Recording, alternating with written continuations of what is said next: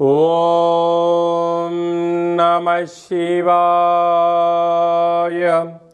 ఓం నమో నారాయణాయ. కర్మ నివారణ నరదృష్టి నివారణ కాళభైరవాయ నమో నమః. హరి ఓం. ఓం కాళకాలాయ విద్మహే కాళాతీతాయ ధీమహి తన్నో నరదృష్టి నివారణ కాళభైరవ ప్రచోదయాత్.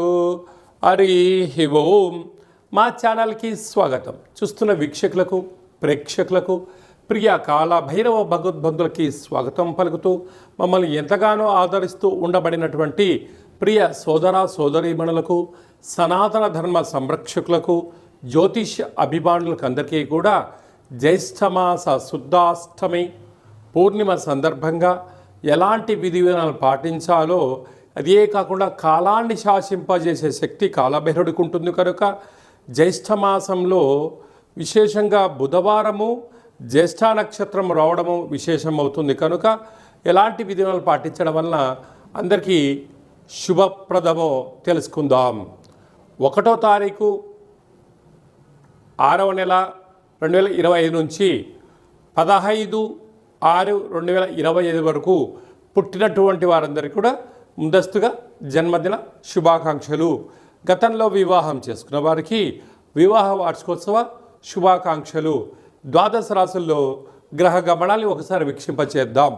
మేషరాశిలో శుక్ర భగవానుడు, వృషభ రాశిలో బుధాదిత్య రాజయోగము, రవి బుధ సంచార స్థితి, మిథున రాశిలో దేవగురు బృహస్పతి సంచార స్థితి, కన్యరాశిలో కుజ భగవానుడు నీచభంగ రాజ సంచార స్థితి, 18 సంవత్సరం తర్వాత సింహరాశిలో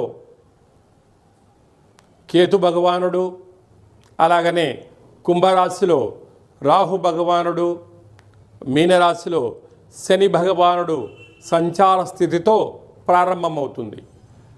అలాగనే 7వ తారీఖున కుజ భగవానుడు కర్కాటకంలో నుంచి సింహరాశిలోకి మార్పు కలుగుతుంది కనుక ఈ విధమైనటువంటి పరిస్థితులు ఉన్నాయని చెప్పి కూడా గమనించాలి. సింహరాశి వారికి ఒకవైపు అష్టమ స్థాన శని సంచార స్థితి దోష పరిహారార్థ కార్యక్రమంలో వ్యయంలో కుజ భగవానుడు కుజదోష సంచార స్థితిలో ఉన్నప్పుడు గ్రహదోషాన్ని ఎలా తొలగించుకోవాలి, గ్రహయోగాన్ని ఎలా పొందాలో ఈ వీడియోలో తెలుసుకుందాం. సింహరాశిలో ఏ నక్షత్రాలు వస్తానగా మఖా నక్షత్రంలోని 4 పాదాలు, పుబ్బా నక్షత్రంలోని 4 పాదాలు, ఉత్తరా నక్షత్రంలోని 1 పాదం కలిపితే సింహరాశి. రాశిలోనే కేతు భగవానుడు సంచారం చేయడం వలన వీరికి అందరికన్నా చాలా ముందు చూపు ఉంటుంది. ఎందుకనగా ప్రభుత్వ ఉద్యోగస్తులతో ప్రభుత్వాన్ని నడపడంలో సలహాదారులు, సూచనలు, వృత్తి, ఉద్యోగ, వ్యాపార కార్యక్రమంలో సింహరాశి వారు ఎప్పుడు కూడా అందవేసిన చెయ్యే. కాకపోతే రాశిలోకే కేతు సంచార స్థితి ఉండడం వలన కొన్ని విషయాల్లో చిన్నపిల్లల మనస్తత్వం ఉండడం వలన వాళ్ళు ఏదో అన్నారు, నేను ఇలా బాధపడుతున్నాను అనేటువంటి దానికన్నా కూడా ధర్మము, న్యాయము, నిర్దిష్టమైనటువంటి నిర్ణయం తీసుకోగలిగితే మిమ్మల్ని పెంచిన రారాజు లేరు అని చెప్పి కూడా గమనించాలి. సప్తమంలో రాహు వివాహ ప్రయత్నంలో కలిసి రావడం, వివాహమైన దంపతులు ఉన్నత విదేశాలకు వెళ్ళాలి, ఉన్నతమైన ధన సంపాదన ముందుకు తీసుకెళ్లాలని మీ కోరిక నెరవేరుతుంది. కాకపోతే ఈ భార్యాభర్తల మధ్య వేరే వారికి తలదూర్చకుండా అవకాశం ఉంచుకోగలిగితే మంచి కాలము. అష్టమంలో శని భగవానుడు, అందులో మీనరాశి కనుక అష్టమి తిథి యందున, అలాగనే శనివారం రోజున నీటి ప్రయాణాలు, నీటిలో దూకడాలు లాంటివి చేయొద్దు. శనివారం పూట ఎరుపు వస్త్రాలు వేసుకోవద్దు. వీలైనంత వరకు ధ్యానం, మౌనం, ప్రశాంతత ఉండగలిగినట్లయితే పెద్ద పెద్ద సమస్యల్ని తొలగించుకునే ప్రయత్నం చేయొచ్చు. ప్రతిరోజు సూర్య నమస్కారం, తినేటువంటి భోజనం చేసేటువంటి కాల సమయంలో పక్షులకు కానీ, యాచకులకు కానీ, బ్రాహ్మణుడికి కానీ ఏదో యథాశక్తిగా పండో ఫలమో యథాశక్తిగా దానం చేయగలిగితే స్త్రీమాతకు పుణ్యం కొద్ది పురుషుడు దానం కొద్ది బిడ్డలు అన్నట్లుగా సింహరాశి వారికి అష్టమంలో శని భగవానుడి యొక్క దోషం తొలగి ఆయువృద్ధి కలిగి ఉన్నతమైన విజయం సింహరాశి వారి సొంతమవుతుంది. భాగ్యస్థానంలో శుక్రుడు సంచారం చేయడం వలన గిఫ్ట్లు, సభలు, సమావేశాలు, నూతన వస్త్రాలు, బంగారు ఆభరణాలు, షేర్లు, క్రయ విక్రయాలు యోగించినట్టు కనపడుతూ ఉంటాయి. కానీ అది ఎంతవరకు సత్యమో అనేటువంటిది మీరు వ్యక్తిగతంగా నిర్ణయించుకోగలగాలి. రాజ్యస్థానంలో బుధాదిత్య రాజయోగం, ప్రభుత్వ ఉద్యోగం ప్రయత్నం చేసేవారికి మంచి కాలము. ప్రమోషన్స్, ట్రాన్స్ఫర్సు, మీరు అనుకున్న ప్రాంతంలో విజయం మీ సొంతం కాబోతుంది. ఏకాదశంలో గురువు ధర్మబద్ధంగా ఉండడం, తల్లిదండ్రుల యొక్క సేవ, కులదేవతల యొక్క ఆశీస్సులు, గ్రామదేవతల యొక్క ఆశీస్సులు ధర్మబద్ధంగా ఉండడం వలన మీకు రాజ సన్మానాలు, గజ సన్మానాలు. వ్యయంలో కుజుడు ఉండడం వలన అప్పులు ఇవ్వద్దు, అప్పులు తెచ్చుకోవద్దు. వీలైనంత వరకు కొన్నిటిని మౌనంగా నెట్టుకుపోవడం ఉత్తమోత్తంగా భావించగలగాలి. అలాగే స్వయం వృత్తులు, సేవారంగాలు, వ్యాపారస్తులు, సాఫ్ట్వేర్ ఉద్యోగస్తులు, హార్డ్వేర్ ఉద్యోగస్తులలో సేవారంగ కార్యక్రమం ఉండబడిన వారికి చాలా శుభ సమయం అని చెప్పి కూడా గమనించాలి. ఈ జ్యేష్ఠమాసంలో శుద్ధాష్టమి అలాగనే పూర్ణిమ సందర్భంగా మనము విజయం సాధించగలగాలి అన్నట్లయితే ఎప్పుడైతే జ్యేష్ఠమాసము, జ్యేష్ఠ నక్షత్రము, నక్షత్రాధిపతి బుధుడు, అందులో ఈసారి బుధవారం రావడము చాలా విశేషంగా పరిగణించగలగాలి. ఇలాంటి కాల సమయంలో బుధవారం పూట అనగా పూర్ణిమ రోజున మనము ఉదయాన్నే లేచి ఇంటినల్లా శుద్ధి పెట్టుకొని పెసరలు కానీ పెసరపప్పును కానీ భగవంతుడికి విష్ణుమూర్తికి నైవేద్యంగా పెట్టి 10 మందికి పంచడం వలన మంచి బుద్ధి, మంచి జ్ఞానము, మంచి వ్యాపార అభివృద్ధి కలుగుతుంది.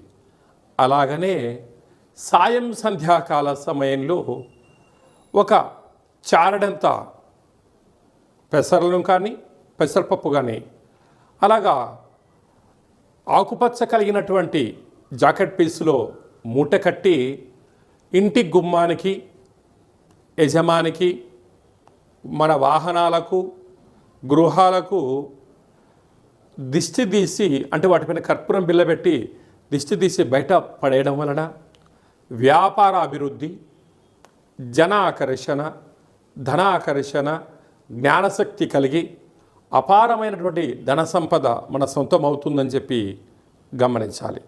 అలాగనే ఇక్కడ విశేషంగా జ్యేష్ఠమాసంలో మనకు అలాగనే వేసవి తగ్గి వర్షాకాలంలోకి మనం ప్రారంభమవుతూ ఉంటాం.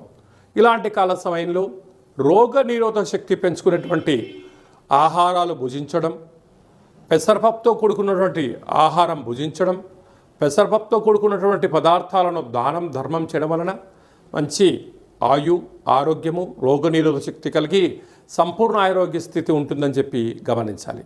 అలాగనే వ్యక్తిగత జాతకం తెలుసుకోవాలనుకుంటున్నారా? మీరు పుట్టినటువంటి తేదీ, నెల, సంవత్సరం, పుట్టిన సమయము, మీ పేరు రాసి వాట్సాప్లో మీరు పంపించగలిగినట్లయితే 100 సంవత్సరముల జాతకాన్ని సవివరంగా సంపూర్ణంగా వ్రాసి మీకు అందజేయడం జరుగుతుంది. మీకు పుట్టినప్పుడు గ్రహ గమనాలు ఎలా ఉన్నాయి, ప్రస్తుతం ఎలా ఉంటున్నాయి, రాబోయే కాలంలో ఎలా ఉండబోతున్నాయో వివరించడం కూడా జరుగుతుంది.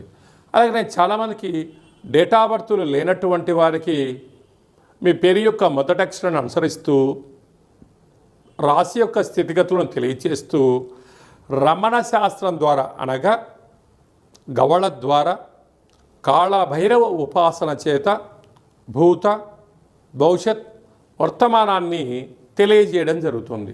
కనుక ఆసక్తి గలవారు ఈ కింది నెంబర్ని ఆన్లైన్ ద్వారా కానీ ఆఫ్లైన్ ద్వారా కానీ వాట్సాప్ ద్వారా సంప్రదించి జాతకాన్ని తెలుసుకొని జీవితంలో ఉండబడిన అడ్డంకులను తొలగించుకొని అందరూ ఉన్నతమైనటువంటి ఉజ్వలమైనటువంటి బంగారు భవిష్యత్తులో జీవన గమనాన్ని పొందాలనేది చిన్న విన్నపం. అలాగే ఇంకనూ మనం సాధించగలగాలి అన్నట్లయితే ఈ యొక్క పాత్ర కంచు పాత్ర అంటారు. మన పెద్దవారు చెప్తుంటారు, కంచు మోగినట్టు కనకంబు మోగదు గదరా సుమతి అని చెప్తుంటారు. ఈ యొక్క పాత్రను మనం ఇంట్లో పెట్టుకొని ఉదయం పూజ చేసిన తర్వాత, సూర్య నమస్కారం చేసుకున్న తర్వాత ఇలా ఒక్కసారి శబ్దం చేస్తే ఓంకార శబ్దం రావడం జరుగుతుంది.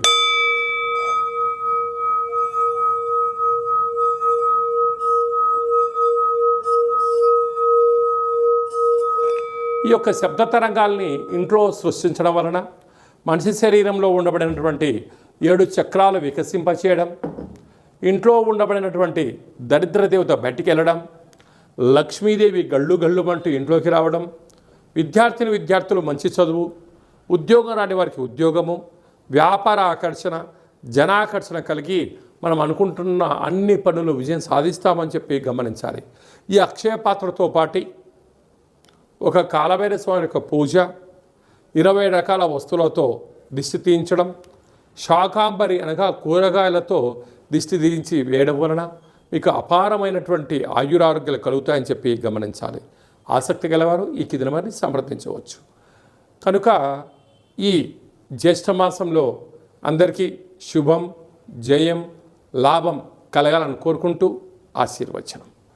ఓం శతమానం భవతి శతాయు పురుష సతేంద్రియ ఆయుష్యేవేంద్రియే ప్రతిష్టతి.